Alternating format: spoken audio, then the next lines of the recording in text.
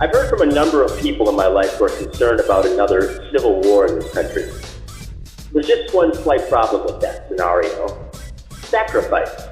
In order to commit to a civil war, we as a country would have to place our love of country and or ideology over our deep love of consumption, private property, and collecting stuff. Ain't gonna happen. Why?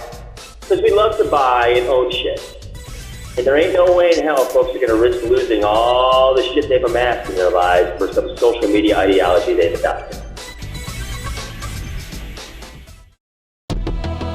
Apparently, we've misplaced our historical record because when we compare the current divisiveness in this country to that of our recent past, we have amnesia, apparently. From 1963 to 1968 alone, we lost some pretty substantial historical figures to assassination, which include but are not limited to JFK, Malcolm X, MLK, and RFK. Add riots, protests, civil disobedience, fire hoses, beatings, police brutality, bombings, murder, Vietnam. Our shit today seems fairly tame. Americans have no idea what it's like to have war in their country. We haven't had to rebuild any cities since the Civil War. We certainly have no idea what it's like to watch carnage up close, like folks in places like Syria, Somalia, Libya, and Iraq in recent years. We like the idea of war, but something tells me the actuality would be another matter. We don't have the stomach for it. But Mike, what if Trump loses the election and refuses to leave office?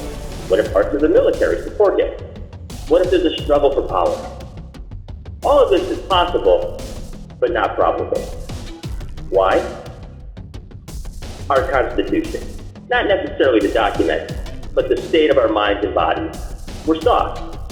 We're motivated by consumption. We get bored easily. We don't have the stomach and the wherewithal for the sacrifices a civil war would require. It would be inconvenient. It would require a level of physical fitness, and we certainly don't have that. It would require the organization of numerous organizations. We have been trained just to mail it in, so to speak, unintended. Mike, what if the military takes up arms against protesters? Here's where the rubber meets the road. Whether it's the military or our militarized police forces, both are not guaranteed to be completely on the same side within their own ranks.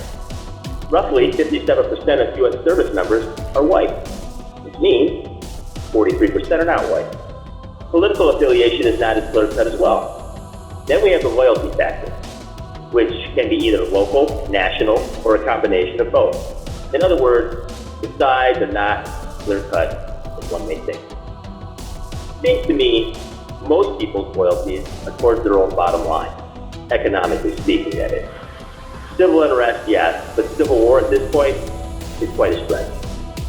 Besides, Antifa doesn't even have a central command or hierarchy. Militias have conflicting agendas. There's a commander-in-chief who has a PR problem with the military at this moment, so it's highly questionable whether all these alliances will fall into motion with the potential split I mentioned earlier within their ranks. In other words, it would take a perfect storm. Possible, but not probable.